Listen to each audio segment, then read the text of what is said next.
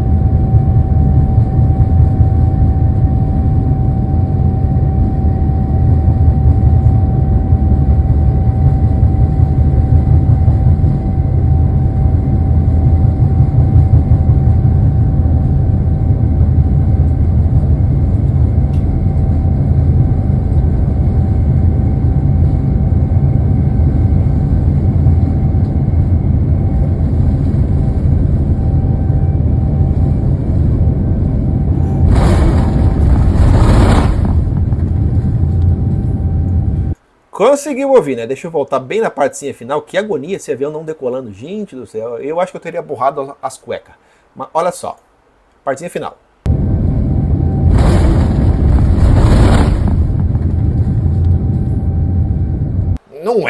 Não foi uma decolagem normal. Ó, aqui, tá vendo? Ó? Aqui já estava tentando sair do chão. Final da pista, se você abrir lá no Google Earth, é exatamente isso aqui, ó. Ele decola pela outra cabeceira, que dá na 26L, eu acho. Que ela bate como a 08 Romeo, que é exatamente aqui, ó, este pontinho aqui, isto aqui. Então ficou muito claro. Aí ele dá aquele boom, provavelmente naquelas luzes, né, que eu comentei. Aí raspou, fez o tail strike. Obviamente ele passou pela grama, ele literalmente passou pela grama. Então beleza, tá tudo certo. Quer dizer, tudo certo não, né? Passou pela grama aqui, bateu acho que nessas luzes aqui, ó. Ele ultrapassou isso aqui, bateu aqui e aí começou a ganhar altitude. Não tem um vídeo mais longo em relação a isso. Mas beleza, já temos o vídeo e a confirmação. Até ia mostrar o flight radar, mas acho que não precisa, né? Com esse vídeo ficou muito claro que ele passou ali pela grama, atingiu alguma coisa, esse boom, que não é, acho que o barulho exatamente do tail strike, foi justamente nessa colisão com as luzes. Portanto, já podemos confirmar agora que essa aeronave passou reto no final da enorme pista de 4.000 metros, como eu mostrei no vídeo de ontem, e uma configuração errada no computador de bordo pode ter sido a causa desse acidente. Ele faz sim essa configuração errada, a aeronave não ter o desempenho correto para a decolagem, como no caso do Latam, que eu citei lá na Itália, que aconteceu quando o piloto da Latam inseriu 100 toneladas a menos de peso, o motor automaticamente ele calculou menos impulso para a decolagem, que eu já vou falar essa questão também de potência de motores. Primeiro eu quero trazer aqui detalhes sobre flaps, né, para te mostrar essa questão. Foram muitos comentários, mau posicionamento dos flaps na decolagem, decolou mas esqueceu os flaps, é impressão minha ou eles esqueceram de baixar os flaps na decolagem, será que ele esqueceu dos flaps, parecia que estava sem flaps na decolagem, dá para ver que os flaps estavam no ângulo ruim. Bom, vários comentários só em relação a flaps. E não, gente, o avião não iria decolar, ele não iria iniciar a decolagem se o piloto tivesse esquecido os flaps. Não existe essa possibilidade. Simplesmente iria soar um alarme alto na cabine dos pilotos. Essa possibilidade é inexistente. Eu vou te mostrar uma simulação deste barulho e vou te mostrar que ele estava com flaps. Vamos lá, isso aqui é uma simulação, tá? Flaps aqui no up, né, que no caso é totalmente recolhidos, e vai dar potência. Veja o que acontece. 787起飞没有放襟翼，好像不太可能哦。如果起飞形态不对的话，油门到底，停住刹车。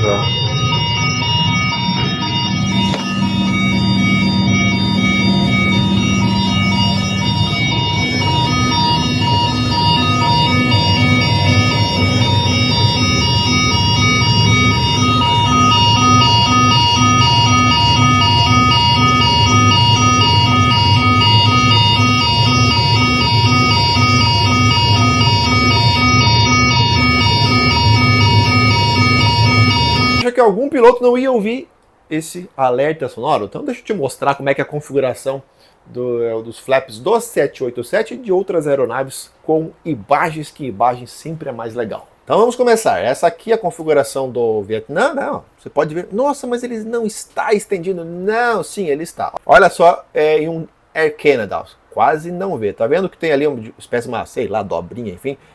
Só um tiquinho, ó, só uma bitoquinha a configuração do flap. A mesma... Tem esse calombo, né, vamos falar assim, e o flap para a decolagem desse mesmo modelo, acho que até da Air Tahiti Nui, ó. Só uma bitoquinha.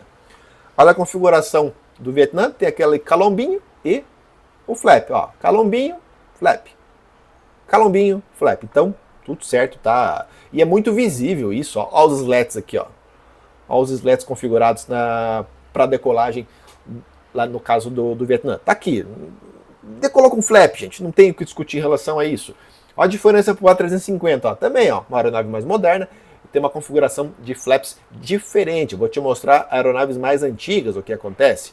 Dá uma olhada aqui no 707. É muito mais visível. A gente está falando de uma aeronave dos anos 50, né? Muito mais visível. Esse aqui é um 707 militar, no caso. Ó, o A300, ó. Já não é um flap tão grande assim. O A300 é uma aeronave antiga da Airbus, mas a fabricante produz o seu avião de uma maneira diferente, né? Produzia, claro, o A300.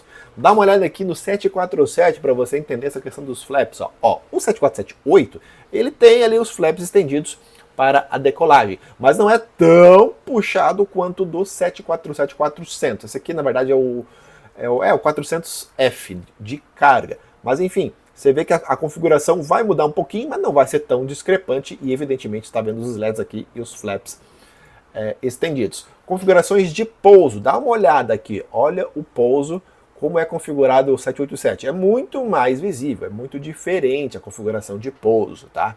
Muito diferente, dá uma olhada aqui, ó.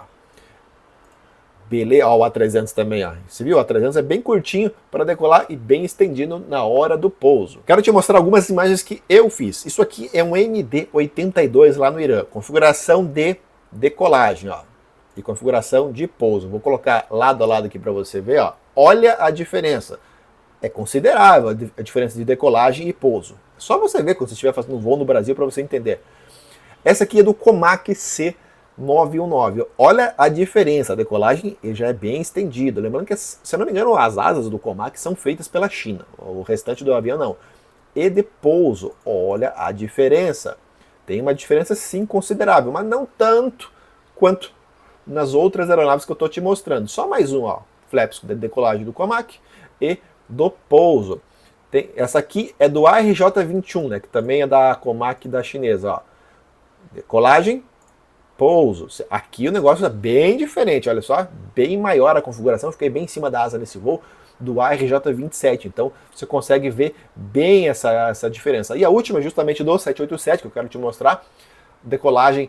Essa aqui foi um voo que eu fiz no Chile, bem no comecinho, quando não era nem Latam, era LAN. Ó, decolagem, é bem tiquinho, só uma bitoquinha, tá vendo?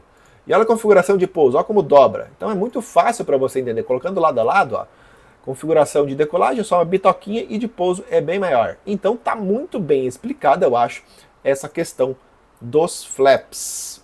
Uma discrepância em avião moderno foi esse da China, que eu acabei de mostrar, do Comac C919. Inclusive, se você quiser viajar para a China comigo, vai sair meu grupo dia 16 de setembro. Tá? Uma viagem de 15 dias, você pode falar comigo para viajar no meu grupo. Evidentemente, eu vou junto para acompanhar na assessoria. Eu vendo a assessoria, que praticamente tudo incluso aí, menos passagens aéreas e alimentação e seguro viagens, porque daí eu não vou ter lucro em cima disso aí. Eu também não quero ter para oferecer sempre a melhor assessoria, né? O melhor preço de passagem. Você pode falar comigo no WhatsApp ou no Instagram. E se quiser mandar um e-mail também, os dados estão aqui, você manda um e-mail e a gente conversa sobre essa viagem. Ainda dá tempo, hein? Aproveitando que as passagens estão bem baratas para a China, menos de R$6.000. Vamos voltar então ao assunto flaps aqui. Um Boeing 787 não conseguiria decolar sem flaps, nem um 727 consegue pousar em alta velocidade sem flaps, e isso acontece. Isso é projetado pelo fabricante. Pode decolar sem flaps? Até dá para decolar sem flaps, mas para você que não entendeu ainda, se não tivesse flaps, na hora de colocar a potência no avião, vai soar esse alarme que eu te mostrei no vídeo agora há pouco. Tanto sonoro, cara, não tem como você não ouvir isso aí, quanto visual. Se falhar um, tem o outro. Para conseguir decolar sem flaps, precisaria de uma pista imensa, gigantesca. Nem os 4.000 metros de Munique seria suficiente no caso desse 787 que iria até Hanoi, um voo de acho que ele mais ou menos 11 horas desde a Alemanha. E no caso do avião saiu do chão, como eu citei, muito provavelmente por peso inserido errado no computador de bordo, que acabou calculando o empuxo necessário para a decolagem. O computador calculou certo, né? Agora o que foi inserido aí já é outro assunto, como eu falei no relatório, eu vou trazer para vocês. E sim, gente, são raros os casos que um avião utiliza a potência máxima dos seus motores para a decolagem. Não seja um asno igual essa pessoa que falou: não faz o menor sentido esse padrão de decolar sem potência máxima apenas para economizar combustível e vida útil do motor. A decolagem sempre deveria ser feita em potência máxima, que se foda combustível e vida útil. O que eu acho impressionante é que esses bichão da engenharia, eles se acham, né? Esse tipo de gente deveria estar faturando ali bilhões e bilhões de dólares e não comentando no YouTube, né? Se a pessoa se acha tão espertona, vai lá e projeta avião, não comenta aqui no YouTube. Decolar sem flaps é tecnicamente proibido e sem eles não existe uma sustentação suficiente para manter o avião, no caso, sair do chão. Foi o que aconteceu com o Air India. Perdeu potência nos motores, né? Aquela coisa que deve ter sido cortado o combustível, a gente vai saber em breve. E o avião perdeu sustentação e caiu logo na sequência. E sabe o que acontece quando você tenta decolar sem flaps? Exemplos: Lapa, voo 3142, tentando decolar de Buenos Aires em 1999. Mesmo com os alarmes, os pilotos insistiram na decolagem e foram 65 mortes. A aeronave ali passou reto no Aeroparque. Spanair 5022 de 2008, o MD-88, caiu após a tentativa de decolagem do aeroporto de Madrid. 154 vítimas. A tripulação, pressionada ali por um atraso, pulou etapas do checklist e simplesmente esqueceu de baixar flaps e os slats ali, né? Aquela parte que eu te mostrei. E para piorar, o alarme sonoro falhou devido a uma pane elétrica na aeronave. Quer mais um? Northwest Airlines, voo 255, 1987. Um MD-82 caiu em Detroit, matando 156 pessoas. Os pilotos simplesmente não fizeram o checklist de táxi adequadamente e esqueceram dos flaps slats. É isso que acontece quando um avião tenta decolar sem flaps. Ele cai. O avião não foi feito para isso. Obviamente o Vietnã estava com os flaps configurados, como a gente pode ver até nas imagens. Caso contrário, teria passado reto e se acidentado na sequência. Se por algum milagre ainda conseguir tirar o nariz do chão sem os flaps, ele vai sair alguns metros do chão e vai cair. Simplesmente é assim que acontece. Por isso existe checklist, sistemas de redundância e, como você viu, até mesmo aeronaves antigas tinham os alarmes sonoros. Claro que isso, se você pegar um Cessna 172 e pegar uma pista de 4.000 metros, você vai conseguir decolar sem flaps, né? Mas a gente está falando de um 787 carregado. Se você ainda insiste que um grande avião consegue decolar sem flaps, leia sobre o Lufthansa 540 em 1974 no Quênia. Ele caiu 1 km depois da tentativa de decolagem. O avião chegou a sair do chão, mas já em condição de stall. Ele saiu do chão sem os flaps, só que a chance de cair é gigante. O Lufthansa não conseguiu sustentação e caiu na sequência, mas nem todo mundo morreu no acidente. Voltando ao comentário do espertão, que não faz o mínimo sentido decolar esse padrão sem a potência máxima, por que você acha, vamos lá, por que você acha que o motor não é colocado em potência máxima em toda a decolagem? Preservação e vida útil dos motores, redução de custos de manutenção, poluição sonora e impacto ambiental. E o principal, margem de segurança. Vamos lá, se um motor, gente, falha, tem dois motores, falha um durante a decolagem, que é com potência reduzida. O piloto tem o quê? Justamente aquela potência extra para colocar e garantir a segurança da decolagem. Se o avião decolasse sempre em potência máxima, não teria margem de segurança justamente para uma emergência. O famoso TOGA, né, que é Take Off Go Around, fica reservado apenas para algumas situações específicas. Você tem algumas razões para se utilizar o TOGA, potência máxima. Pista curta, só que mesmo no Santos Dumont, a decolagem não é realizada sempre em TOGA. Com alguns cenários, sim, como dia muito quente, avião mais cheio, carregado ali, ou pista molhada, pois a gente está falando de 1.323 metros do Santos Dumont. O caso é meio parecido com Congonhas, só que lá, como a pista é maior, tem uma margem de segurança um pouco maior, devido ao tamanho realmente da pista de Congonhas. Outros cenários são avião com peso máximo de decolagem, aí é preciso ver também condições climáticas, de altitude, entre outros fatores. Só para você ter uma ideia, aeroportos em altitude, como alguns na Bolívia, na China, no Equador, é quase obrigatório, na maioria das operações, se utilizar potência máxima. Só para você ter uma noção, no Equador, mesmo utilizando a enorme pista de Quito, os aviões não conseguem decolar com peso máximo para a Europa. Tem voo da Ibéria, que ela vai para a Europa, mas ela faz uma escala primeiro em Guayaquil, que fica ali a 4 metros acima do nível do mar, contra 2.400 do Mariscal Sucre, a capital do Equador, que é Quito. Você imagina os 4.000 metros do aeroporto de El Alto, na Bolívia. Só vai ter voo ali para as quebradas. Não vai ter um voo que vai sair de El Alto e vá para a Europa. Ele vai sair de Santa Cruz de la Sierra.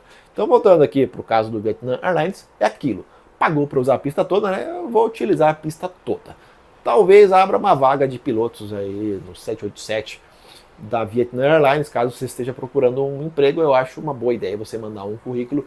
Tudo indica que isso vai acontecer no relatório preliminar. Então é isso. Então não esquece, dia 16 de setembro está saindo nosso grupo para a China. Se quiser se juntar, ainda dá tempo, passagem barata, tal, não sei o que, aquela coisa toda. Compra meu pacote que você vai viajar comigo. Vai ser uma viagem muito legal, zero preocupações em relação à viagem à China, que não é uma viagem tão simples de se fazer assim por conta própria. Então é isso. Quer viajar comigo? Fala comigo. E se gostou do conteúdo desse canal, também deixa um like. Eu até iria falar de um fiscal de conteúdo aqui, mas dá uma olhada no post que eu coloquei na comunidade ontem. Rapaz, tem uma galera aí que é fiscal de conteúdo e fica comentando... Sério, dá uma olhada lá no post da comunidade, você vai entender o que eu tô falando. É isso, um forte abraço, até a próxima, tchau.